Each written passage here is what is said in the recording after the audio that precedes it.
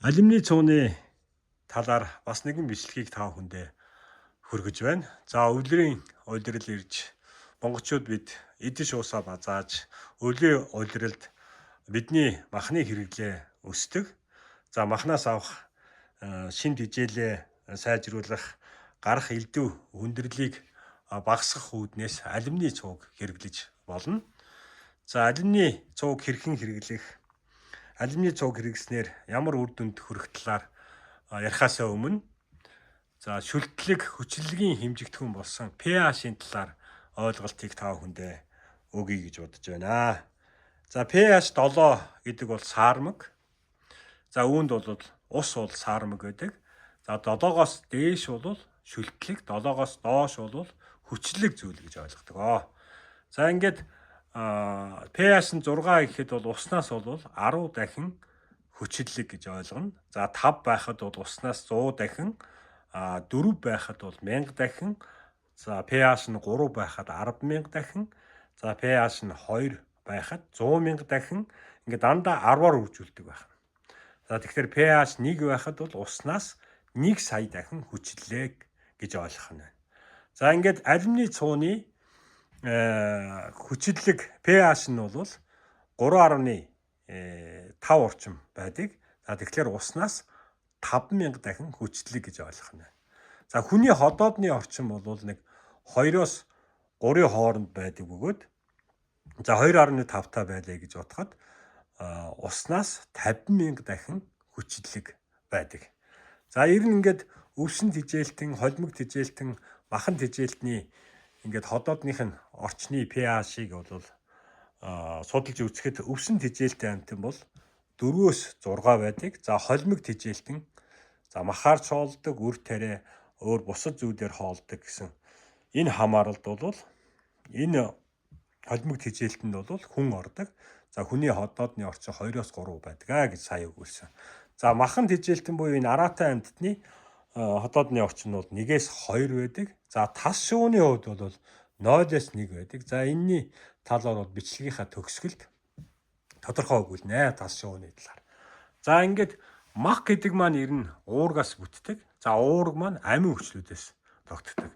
За бид нэр мах идэхэд ходоодонд очиж ходоодны хүчлийн үйлчлэлээр пептид болон задарч цаашдаад нарийн гидсэнд амин хүчил болон задарч тэгээд хэрэгцээд шинээр эд хэсээ хийх эсвэл одоо өөр хэрэгцээтэй зүйлийг хийхэд шаарддаг газар руугаа очдог. Тэгэхээр махан дагуулгадах уургийг бид зөвхөн амин хүчил болгож ижил шингээж авдаг байна. За ингээд энэ ходоодны хүчил бол ер нь 3 төрлийн хүчлээс бүрддэг бөгөөд за энэ хайдрохлорик асид буюу энэ хлорт ус төрөгчийн хүчил махны уургийг задлахад бол гол үүрэг гүйцэтгэдэг. За энийг бас давсны хүчилж гэж нэрлэдэг. За энэ орчин үеийн хүмүүс бидэнд энэ хлорт ус төрөгчийн хүчлийн ялгаруулалтын хэмжээ багассан гэсэн ийм судалгаа байдаг. За энэ юунаас болж байна гэхээр нэгдүгээрт стресс, за хоёрдугаарт уург агуулсан их хүнс хэргэлдэг. За витамин B1-ийг болон цайрын дутагтал, за арх согтууруулгандаа нэг хэтрүүлсэн хэрэглээ, за шүлтлэг зүйлс хэрэгэлсэн гэсэн нэлээд бас хэд хэдэн шалтгаан бий. Зөвхөн би яг цухалжиж ингэж дурдлаа. Тэгэхээр бидний нөгөө уургийг задалдаг хлорт ус төрөгчийн хүчлийн ялгаруулалтын хэмжээ багассан юм байна. Ерөнхийдөө. Тэгэхээр өвлийн удирд бидний уургийн хэмжээ махны хэрэглээний хэмжээ ихсэж байгаа учраас нөгөө махны уургийг задалдаг энэ хлорт ус төрөгчийн хүчлийн ялгаруулалт бас багассан. Тэгэхээр өдөр болгож хооллох болгондоо мах идж байгаа учраас энэ хлорт ус төрөгчийн хүчлийн хэмжээ бага учраас махны уургийг бид нэр сайн задлж чадахгүй түрээд байгаа. Тэгэхээр үүнийг бас сайжруулахын тулд алюминий цууг бол хэрэглэж болно. За алюминий цууг хэрэглэснээр ямар ашиг тус гарах вэ гэхээр нэгдүгээрт нь бол хоол боловсруулах процессыг бол сайжруулдаг. За сая бид нэр ярьсан. За уургийг амин хүчил болгон задлах энэ процессыг дэмжиж өгөх нэ.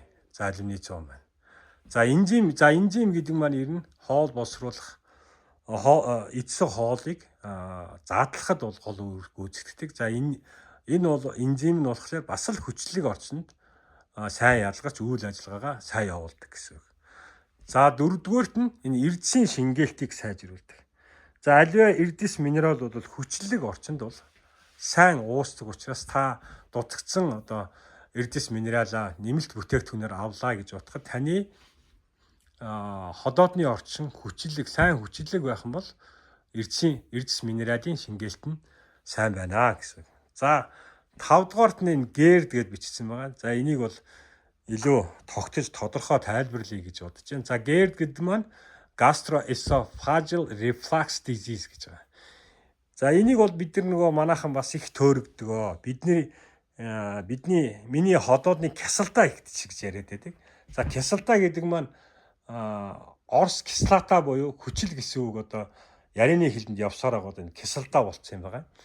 За тэгэхээр яг энэ энийг яг бидний ярьдаг хэлээр хэлэх юм бол цээж хорсох гэсэн тэр шинж тэмдгийг энэ гэрд гэж хэлээд байгаа. За энэ дээр ямар процесс явагддаг вэ? Бид нар хэрхэн төөрөгдөг вэ гэдэг талаар ярья. За хэрвээ таны ходоодоос ярах хүчлийн хэмжээ сайн тэгээд тийм үед бол эдсэн хоол маань ходоодонд орж ирээд тодорхой хугацаанд задраад тэгээд цаашаага нарийн гисээр олж гис рүү орж шимт хичээлийн бодис нь шимэгдээд ингээд цааш явдаг. За хэрвээ ходоодны хүчил муу ялгардаг багтаа үед хоол идэхэд байж байгаарай. Тэгээд саяны тэгнэгөө ходоодны хүчил сайн ялгарсан энэ үед эдсэн хоол маань зөх хугацаанд задраа цааш явсан үед ходоодны дээд амсрыг хаах тэр команд очиж дээд амсар маань хаагддаг. За хэрвээ ходоодны хүчил багтаа үед ялгаралт бага ийм хүн хоол идсэн үед болохоор ходоодонд орсон хоол маань задралгүй удаан хугацаанд оршдог байдаг. За ингээд энэ үедээ бол эсэлдэж хүчлэг орчинд байгаа учраас хүчлэг хий бол үүсдэг. Тэгээд хүчлэг орчин бага учраас багтаа байгаа учраас нөгөө ходоодны амсрыг хаах команд бол очдоггүй. Ходоодны амсар дээд амсар нээлттэй байж гэнэ гэсэн үг. Ингэсний улмаас нөгөө үүссэн хүчлэг хий маань дээшилж бидэнд цээж хорсох энэ мэдрэмжийг өгöd байгаа. Тэгэхээр энэ үед болохоор та миний ходоодны кислота ихтээд байгаа юм биш шүү. Ихтээд байна гэдэг энэ шүлтлэг зүйлсийг хэрэглээд байдаг. Үгүй шүү. Энэ үедээ та альмны цууч юм уу эсвэл хүчлэг зүйлд хэрэглээд үзээрэй. Ингэх юм бол энэ нөгөө цээж хорсох үзэгдэл чинь дороо даруй намдах болно. За нэг иймэрхүү. За тэгээд 6 дугаарт нь болохоор энэ нөгөө ням бактерийг устгадаг гэж ийм ашиг тусыг үзүүлдэг. За алюминий цуг хэрэглэснээр.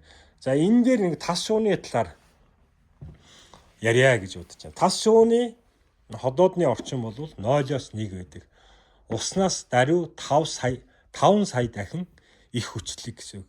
За тас шуу юугаар хоолдог вэ гэхээр та хөдөө явж байхдаа харсан байх. За үхсэн мал амьтны сэг зэмээр хоолдог. Тэгэхээр тэр мал амьтан өвчнөр өгсөн эсвэл хөгшрөөд өгсөн үү ямар нэгэн шалтгаанаар өгсөн тэр үед нь бол өмхөрсөн муудсан энэ мал амьтны сэг зэмийг бол ямарч ажрахгүйгээр тас шуу идэж чаддаг. Тэрнээс бол шимт хичээлийн бодисоо авдаг. Яагаад гэвэл ходоодны орчин ийм хүчтэй хүчлэг учраас тэрнлөө орсон ямар ч нэм бактери ийм хүчлэг орчинд бол тийч чадалгүй өгдөг учраас тас шуу төрөл бүрийн янз бүрийн өвчин үүсгэж нэм бактери агуулсан мал амьтны сэг зэмээр хоолсон ч гэсэн өөрөө өвчлөдөг байх нэ. Тэгэхээр алюминий цуг хэрэглэснээр нэм бактерийг устгах ийм үйлчлэгийг бол авч чадах нэ. За энэ 7 дугаарт нь хий үүсэх. За үүсэх хийг бол багасгах гэж байгаа. Энийг бол унгас гэж бол ойлгож болно. За тэгэхээр энэ дээр бас нэг жаахан тогтож ярих гэж бодож байна.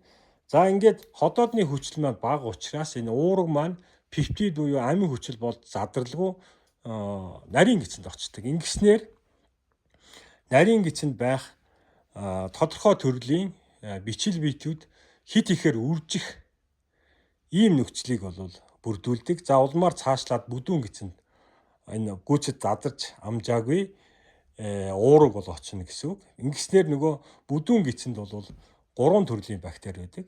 Бичил биет, сайн, муу, саармаг. Тэгээ муу нь болохоор голдуу энэ уургаар хоолдог ийм бактери байдаг. За ингэснээр нөгөө уургаар хооллох энэ муу бактерийг тижээх учраас нөгөө уураг маань хүчил төрөгчгүй орчинд удаан байснаар эндол, скатол, нитросамин гэдэг энэ хорт хийнүүдийг үүсгдэг. За энэ хийнүүд маань бидний унгас болон гадагшилдаг юм аа. За мах хийгдэхлээр нөгөө муухай үнэртэй унгадаг нь бол энэ учиртай байх нь. За ингээд 8 дугаарт нь болохоор инсулиний үйл ажиллагааг дэмждэг гэж байгаа. Тэгэхээр инсулин ямар үед үйл ажиллагаагаа сайн явуулдаг вэ гэхлээр мөн л нөгөө ходоодны орчин маань хүчлэг байгаад тэгээд нэмэлт одоо инсулин ялгарах шаардлагагүйгээр ялгарсан инсулин маань ажлаа бол сайн хийхэд хүргэдэг гэсэн ийм ач холбогдолтой юм байна. Тэгэхээр өвлийн удиралд махан төрлийн хүнс хэрэглэх үедээ алюмины цууг та хэрэглээд үзээрэй. Эрүүл байцгаая.